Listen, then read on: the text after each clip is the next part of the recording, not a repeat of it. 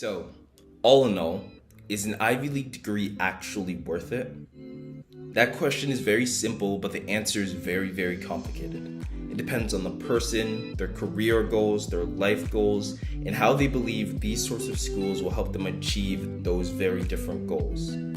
However, there are three main people who will benefit from applying to, getting accepted by, and getting a degree from these sorts of schools.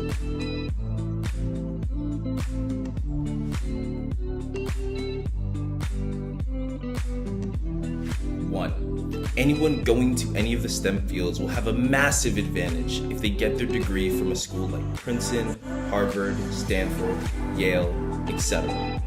The STEM fields as a whole are very competitive at the top, and getting one's degree from a school like this or other schools that are similar will give a person a massive leg up over the rest of the competition in getting the jobs at the places they want. Similar to the STEM fields, the political landscape is very competitive as well. Anyone going to politics or business will get a massive advantage if they come from an elite level school like Princeton, Harvard, etc. Because these jobs are often highly sought after, but there are very few spaces and opportunities for internships, mentorships, and actual jobs, coming from an elite level school with the academic rigor and reputation of a Princeton will give a person a massive leg up and advantage over everyone else who didn't. So it would definitely be worth considering applying if one is interested in going to either politics or business at some point in the future.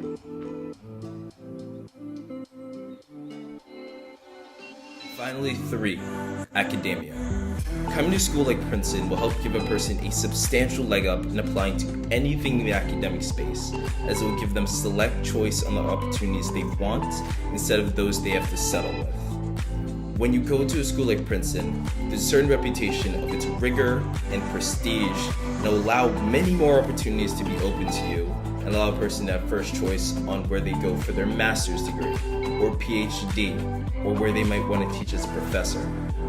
So going to a school like this will definitely be beneficial for anyone who's considering pursuing a career in the academic space. Just as there are 3 main people who benefit from coming to an elite school like Princeton, Harvard, Stanford, and Yale, there are also 3 main people who would probably be better served going to a different type of school or different type of program.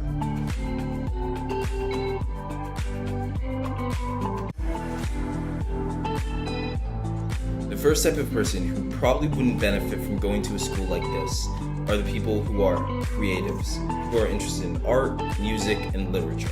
These type of people usually at the end of their 4 years get pushed into either journalism or politics, and oftentimes don't like the space they end up in because they anticipated themselves being more in the art world or the music world or the literature world as a whole. Now, if one is interested in art, music, or literature, I'd advise them to pick a school and focus on a school that is solely focused on those different types of art, as those schools will have more opportunities and more career advice, as well as more networking opportunities to allow someone to thrive in that space, instead of usually pushing them towards a more employable job in the political and or journalism spaces.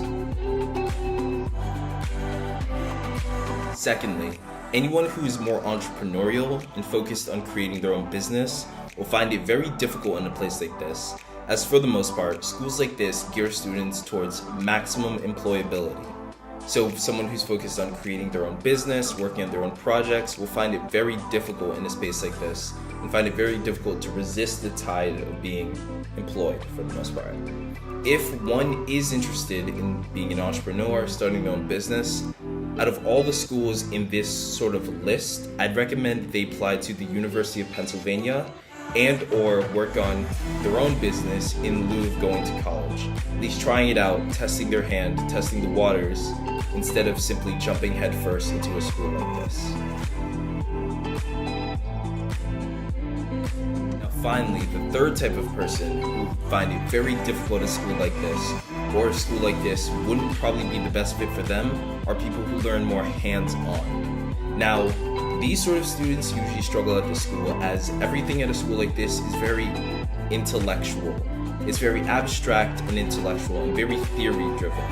So the actual hands-on learning, the hands-on approach, is rarely seen here. If you're the type of student who learns more hands-on, what I'd recommend applying for a career more in the trades, as they'll allow for the best type of learning and be most conducive to your type of education.